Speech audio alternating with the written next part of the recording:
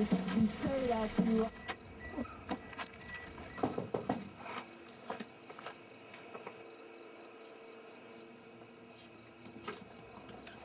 is this where the church group is? You mean costume party?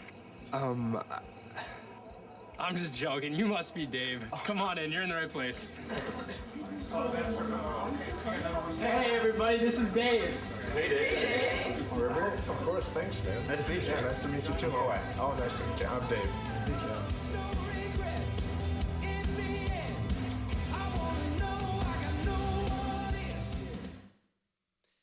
Hey, Prairie Heights, it is good to see you today. My name is Beth, if I haven't had the chance to meet you. And over this last week, friends, we had 6 neighborhood parties happening throughout all of our cities and our entire community.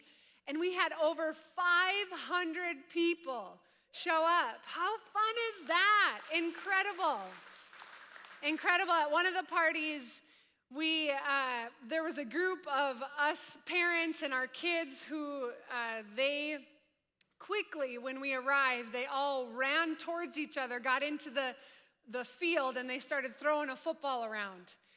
And as they were throwing the football and they were playing a organic game of football, there was another parent who was coming up with their child, and you could tell that the parent was kind of slowly approaching and kind of hesitant. You could tell, like, unsure of, like, how to ask, can my son play with the kids out in the field? And as the parent slowly approached and the kid was coming from behind, the young kid just went sprinting past the parent out into the field. And within seconds, the other kids out there started throwing him the ball. And within minutes, then they're all playing football. And isn't it interesting, right? It's so much easier at times for kids to make friends than it is for adults. Because adults, we have these things that we're thinking about, like, how do I ask if I can be included? How do I invite people into my life? And we get maybe anxious about that. And, you know, regardless if you are someone who's more extroverted and you love to meet new people, I can relate. My favorite thing to do is to meet new people. And you feel like one of your strengths is helping people feel at ease. If you're that way, or maybe you're wired differently and you begin to panic when you get in front of other people and, like, what do I say? Like, regardless of how you might be wired, the truth is, friends, as we become adults, it becomes harder and harder and harder to make new friends and to continue in lasting relationships. Why is it so hard? Well, sociologists have identified that the ingredients that need to be in place for us to make friends organically, and here's what they are: continuous, unplanned interaction and shared vulnerability. But as we become adults, we have less and less environments where those ingredients are at play. Adults in the room, how much continuous, unplanned time do you have? Yet, even though that's our reality, we are tricked into believing that we should just be able to make friends organically. It should just happen. It doesn't happen like it used to happen out on the playground when you'd all just go play the things that you all love together. And so why does that matter? Why does that matter to today? Here's why it matters. It's because we have to plan, friends. We have to be intentional to engage continually with friends. We're in week number 3. It's the final week of our series, Defense. And we're going to be challenged to take down the fences in our lives and let other people in. That's what we've been doing over the last 3 weeks. Is saying, what would it look like if we allowed people into our lives a little more? If we broke down some of the fences in our lives. And so week number 1, we determined that it is not good to be alone, and that God, in fact, designed us and made us for relationships, for community, for human connection. Last week, I talked about the very early believers, the early church. We looked at scripture from the book of Acts, And we got inspired again of the commission that Jesus calls us to. And we talked about the truth of the matter that, friends, we can come and go. We can stand up and sit down for an hour a week. That can be church to you. But the kind of church that Jesus cast vision for was a church of people that really sat in, that leaned in. And because of the way that they leaned in their relationship with Jesus and their relationship with one another, they showed the world, and it stood out to the world. They were an example to the world.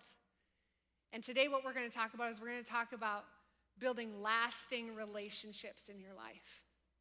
Building lasting relationships in your life. So before we get into that, I want to first identify what are some of the fences, what are some of the things that might stop us from these lasting relationships.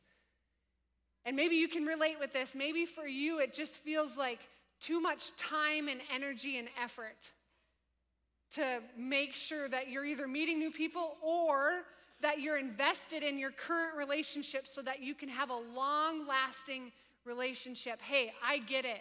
With 2 kids, younger kids, elementary school, and a toddler, and my husband, Kyle, he's a farmer, and with my schedule, it's like we have very little margin, very little space. Do you want to know what I did the other day? I called my college best friend, and her and I have been friends for years, and over the last couple months, I would say the last couple of years, we haven't really been that intentional. It's kind of like every 6 months when we pick up the phone, we kind of connect, and a few text messages here and there, but I decided I want to be more intentional with that relationship. You want to know what we did? We put it on our calendar. We've been best friends for years. And we said, we're important enough to each other. Here's the time and space that we're going to call each other. Every week or every other week. So I get it. I get it. Maybe for you, one of the fences that's in your life is maybe you've had experiences where your friendships have looked like they want more from you than they want for you. And so you're nervous about being taken advantage of in a friendship. And maybe there was a circumstance where you're told yourself, I'm never doing that again. I'm never going to let anybody do that to me again. And so you just keep people away. You keep them at arm's length, and you don't allow them in. Maybe for you, maybe you're in a season, or maybe this is just something, if you're real honest with yourself, you spend a lot of time on social media. And as you do, you're engaged to some level of people's lives. You know what vacations they went on. You're liking their posts. You're commenting. But you're missing out on a heart-level connection. And so why should today's message matter to you? Like this whole idea and this whole topic around building lasting relationships, like why should it matter to you? I got 3 simple reasons why you should get uncomfortable and take down some fences in your life, why you should schedule time with people that you care about, that you want to build lasting relationships with, why our church family should continue to get better at building thriving, long-lasting relationships with one another so we can be an example to the world. I got 3 reasons why. And I might toss in a 4th if I'm getting a little dicey. You guys ready? I got 3, maybe 4. Number 1, studies show, and I could give you 20 of them. I've done the research, and I'll save you the time and the energy. You'll live longer. Do you want to live longer? Do you want to live longer? All right, build lasting relationships. Honestly, that is one of the number 1 ways that we live longer is when we are connected on a human level with other people. Number 2, we are in a mental health crisis. There's no doubt about it. And there are a lot of potential solutions to that.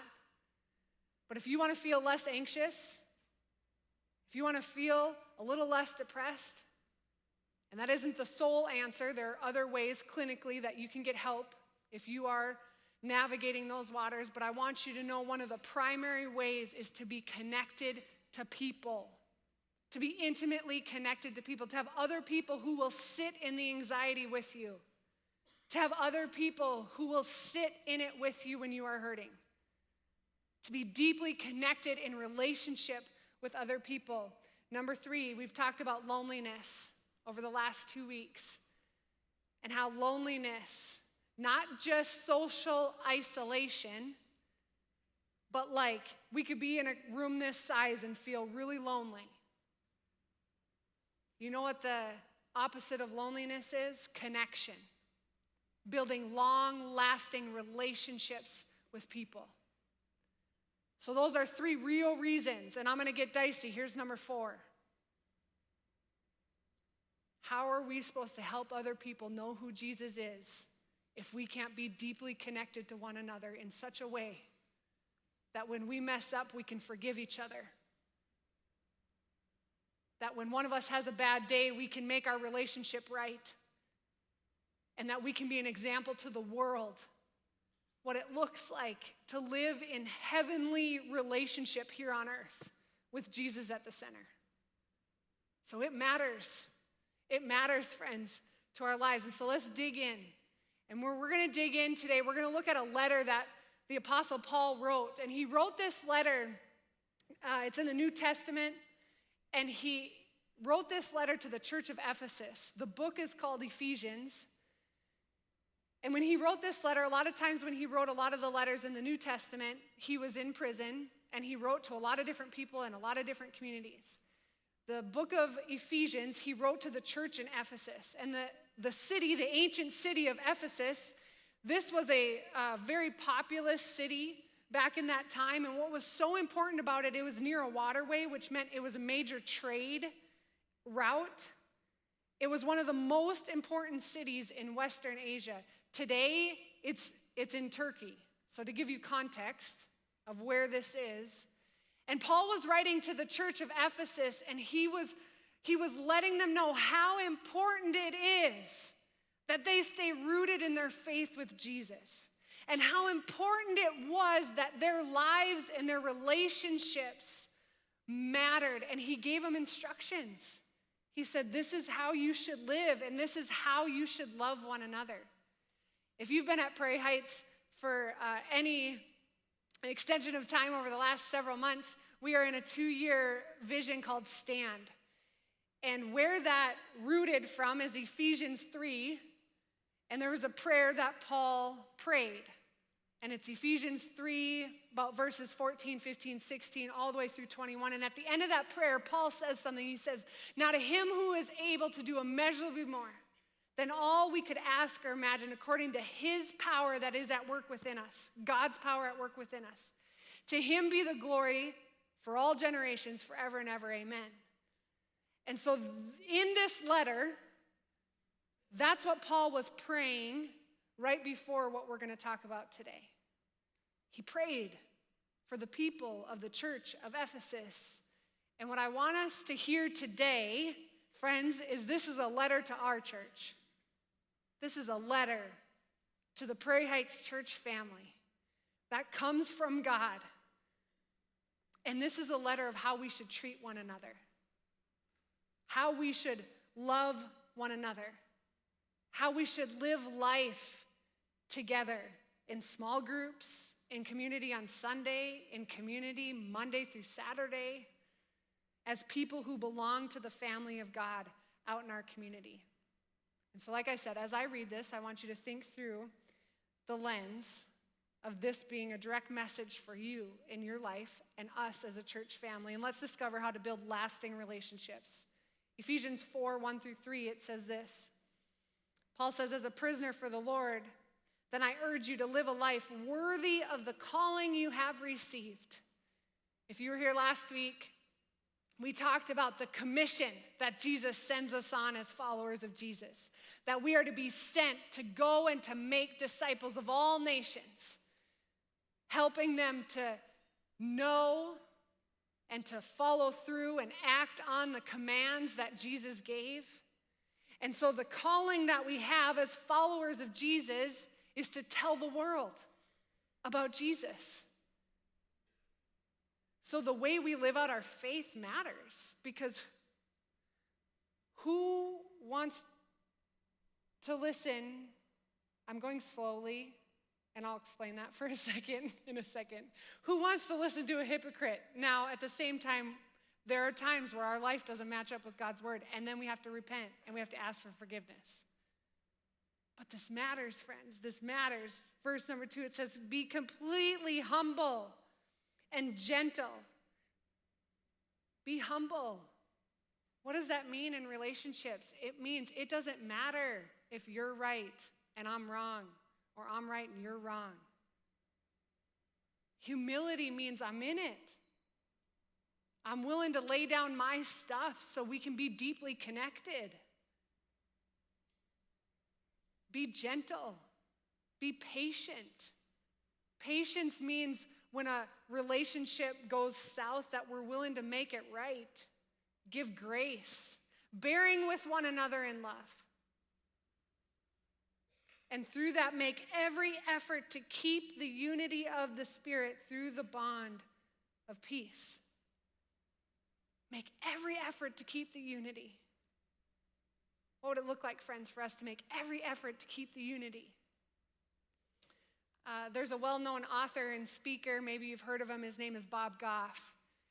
And he wrote the book, Love Does, Everybody Always, Dream Big. And he's a lawyer, and he started his own law firm.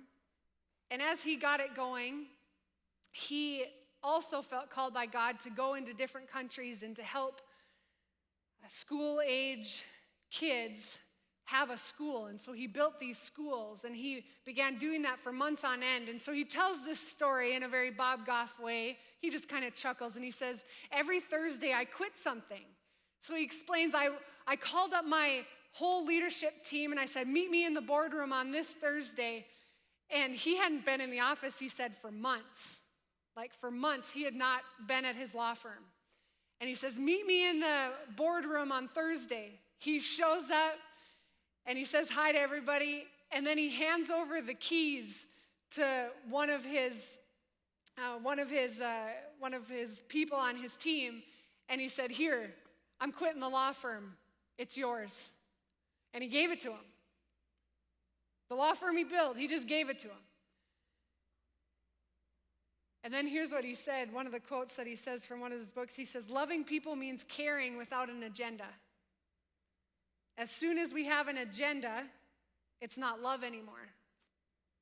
It's acting like you care to get someone to do what you want or what you think God wants them to do. Do less of that, and people will see a lot less of you and more of Jesus. So I think that's a spot, friends, that we can ask ourselves in every relationship, even when it comes to like our church family. Hey, are we bringing an agenda to the table? Is there something that we just want our way? Are we getting stuck in like personal preference? Or are we okay being unified under one Spirit? Are we okay being unified in our relationship that some of the details don't matter as much? Are we willing to drop our agenda and love one another? Love one another really well. See, because lasting relationships are, number one, others-centered, not self-centered. It's meeting other people where they're at. God is so good at this. I'm so thankful. I feel like I could tell you story after story of how God's met me where I'm at. He didn't give me too much too fast. He was kind and gentle. He was patient. He is patient. And I would love, and I don't always get this right, for sure, I would love to live that out. What would it look like if our entire church family lived that out? Let's keep going. Ephesians 4:4-6, it says, there is one body and one Spirit, just as you were called to one hope when you were called.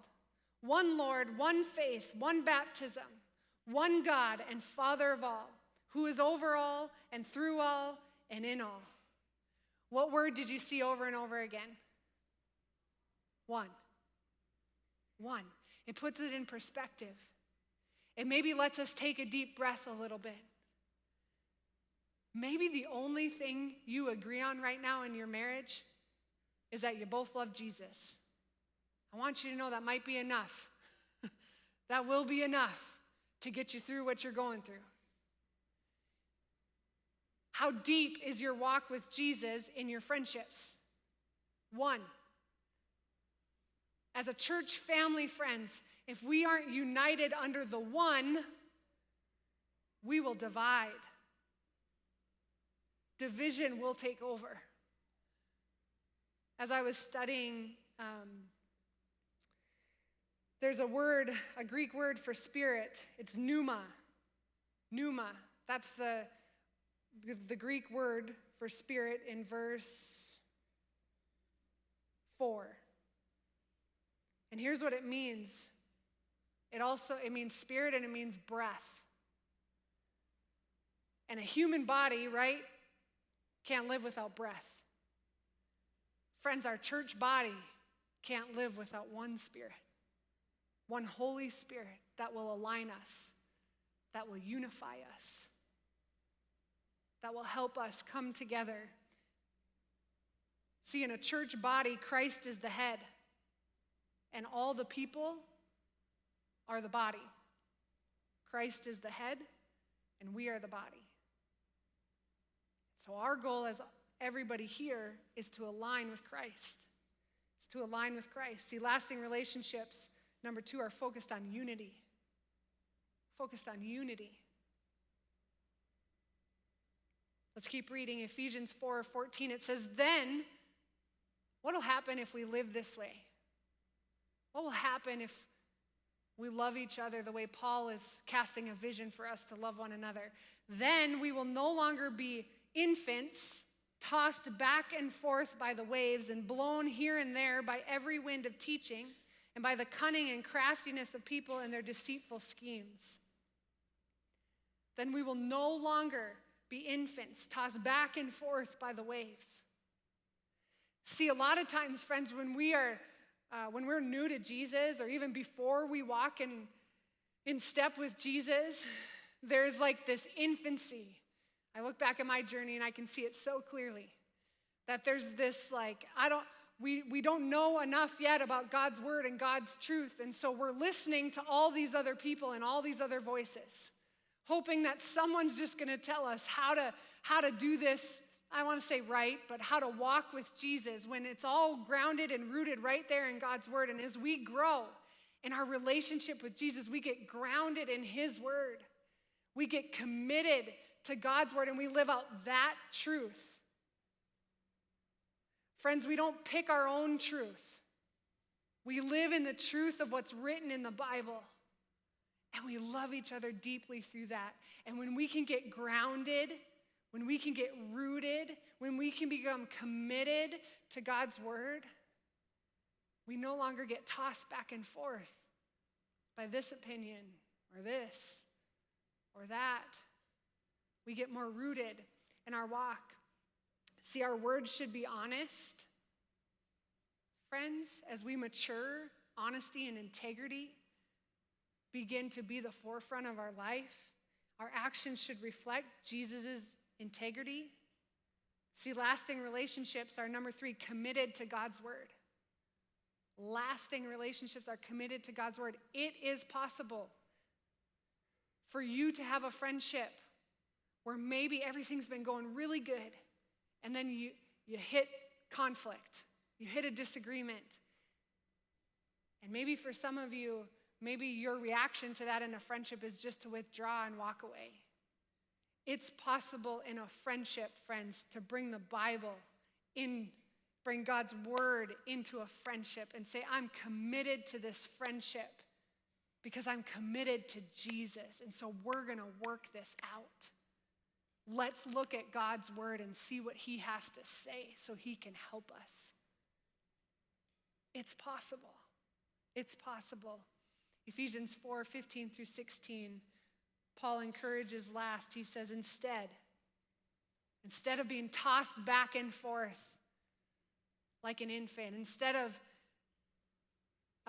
succumbing to the doubts that Satan would put in our mind, Instead, speaking the truth in love, we will grow to become in every respect the mature body of him, who is the head, that is Christ. From him, the whole body, joined and held together by every supporting ligament, grows and builds itself up in love as each part does its work. See, speaking the truth in love, it's not always easy. It sure isn't convenient or pleasant. Have you ever had someone come to you and say, hey, we got to have an honest conversation, and I got to tell you some things? Speaking the truth in love, when your heart is rooted in Jesus, lasting relationships can happen if you speak with love.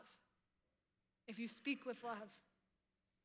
If you speak with a whole lot of pride and ego and judgment and blame, none of that is going to build a lasting relationship. And so I want to tell you a quick story. We've got groups that happen all year long, and if you're here in person, you would have been greeted by Travis. You see him regularly out in the parking lot as one of our greeters. And sadly, over the last year, Travis lost his mom to cancer. And he is part of a grow group here at Prairie Heights. And Travis and his brother had to fly back to Alaska, and they had to take care of a lot of things that they've never known how to take care of when it comes to losing somebody in your life. And so they had to take care of her house together as brothers. There was just a lot more that came with just the loss, like a lot of responsibility. So maybe you've been there and you can relate and you know how hard that is. Maybe you haven't been there and you recognize like that would be hard, very difficult. When I sat down with Travis and his wife several months ago, one of the things Travis said is, I was so thankful that I had a group. And he goes, I remember one day texting Jeremy, my group leader, and saying, hey, I'm not going to be at group for the next several weeks because I'm headed back to Alaska. And as they got talking, then the next thing that Travis said is, he said, I was just kind of contacting him to let him know, like, I'm not going to be there. And he said, every week after that, I received prayer after prayer after prayer and text message after text message after text messages from my group. And he said, it kept me together. Here's what Jeremy had to say as Travis's group leader.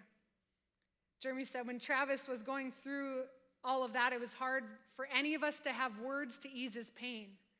But we also understood that words aren't what he needed, and we were not here to heal his pain. Friends, part of us making lasting relationships work is just being with one another in the reality of our life. It's not fixing one another. We don't need fixing. And that's what I hear Jeremy say is like, he didn't need to heal his pain. He said he needed prayer. It was so great to ask questions about his mom and to get to know her through his eyes. It was encouraging to know that our group gave Travis a space to share about his mom and also show his true emotions. And then Jeremy said, if we truly are following Jesus and living like him, we not only need to provide spaces for people to grieve, but we need to grieve alongside them in those times of pain. I love that. Such a good example of living out what we want for people in long-lasting relationships. That it's not just about showing up every once in a while or once a week. That groups are meant to build long-lasting relationships where you can be in it with people. See, lasting relationships are number 4, grounded in love. They're grounded in love. And love looks like others-centered, not self-centered. Love looks like just showing up and being there for one another. So we're going to walk through those 4 again. How can we build lasting relationships with others? Remember that it's others-focused, not self-centered. That we're focused on unity. That we're committed to God's word. And that we're grounded in love. That we're grounded in love.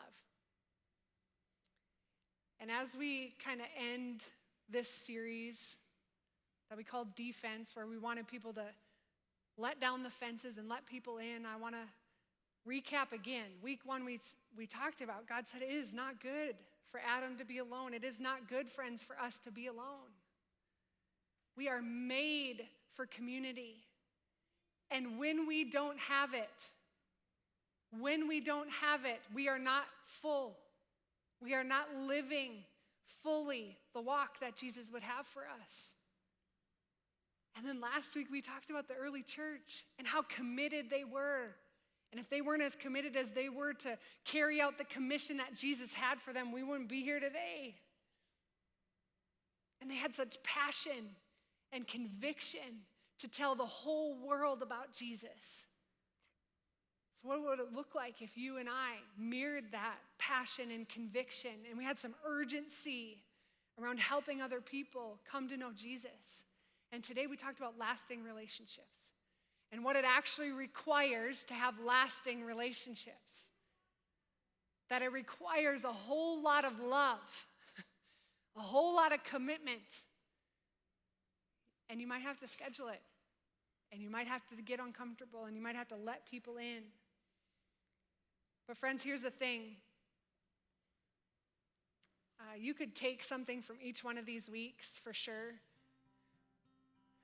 But in order to actually live this out, you first must have a relationship with Jesus. Like, you've got to know Jesus personally. That's one of the biggest fences that you can let down in your life, is to say, Jesus, I don't have my life figured out. I come with a lot of stuff.